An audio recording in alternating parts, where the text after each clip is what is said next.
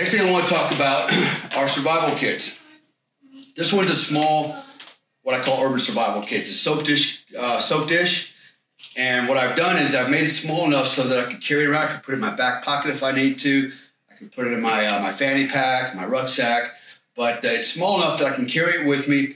And if I had to leave, for example, my hotel room, and I brought my wallet with me, I could take this with me. So if I wasn't able to make it back to my hotel, or something happened and I went into what we call the escape and invasion mode, where now I'm trying to get out of country, or I'm trying to evade, whatever. I have something to work with to help me to survive in an urban environment. So in this case, what I have in here, first of all, on the inside of the lid, I've got electrical tape. I've just cut off a bunch of strands of electrical tape, taped it to the top of the box. I've got some extra brass thumbtacks in here if I need them, and some extra wire. I have a battery box that I demonstrated a second ago. In this case, in this box, I have a buzzer. I can also include LED lights. I also have a small Leatherman tool. Okay, it's very small.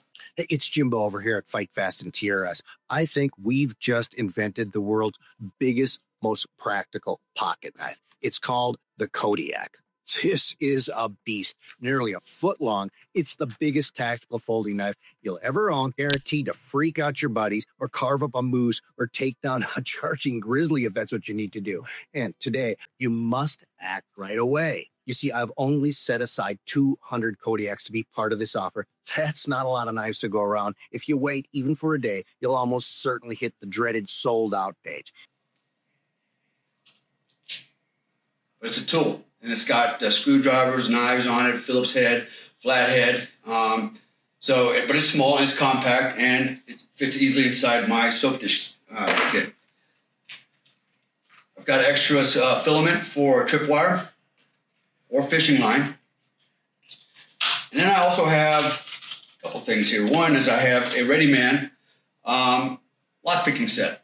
Why would I need that? Well, you might have to, surreptitiously pick a lock to enter something, to enter a room, building, or to get supplies. This is very small. It's very flat. It'll actually fit in your wallet. It's about the size of a credit card.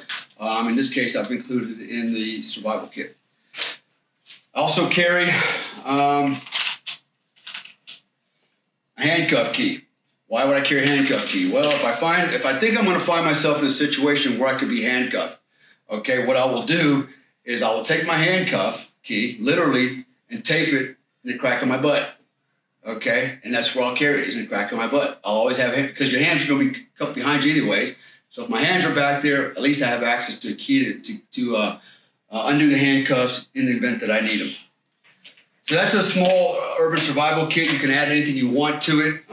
It's really limited to your imagination, but this works pretty well for what it is, and it might get you through a pinch if you need it and you find yourself in an urban survival situation.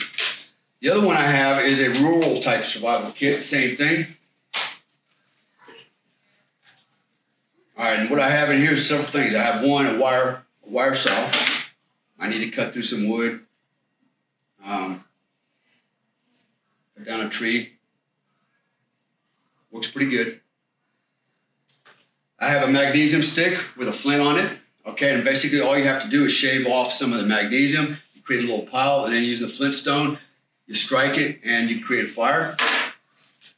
In this particular one, I'm also carrying, again, a lock picking set. I have fishing filament, hooks, lures.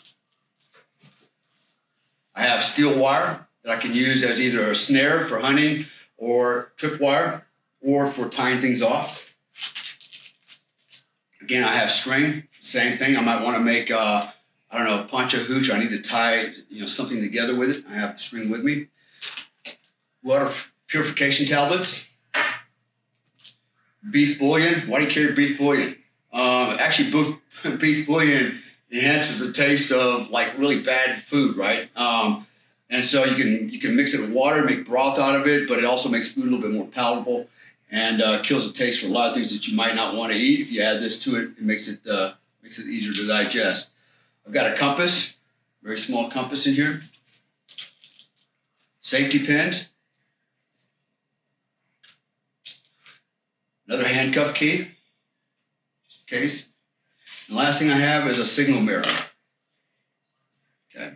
So this basically is my rural kit, and I carry both these kits with me in my backpack.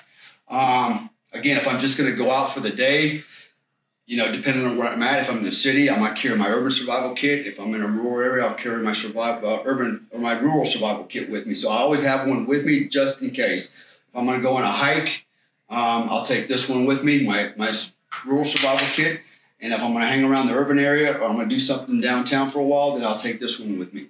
So this is basically sums up my urban survival kits and early warning systems. The early warning systems, again, we have another set of videos that covers that, how to use them, how to use pressure plates, pressure pads, and tripwire for early warning systems, whether you're in a hotel room or whether you're wooded area.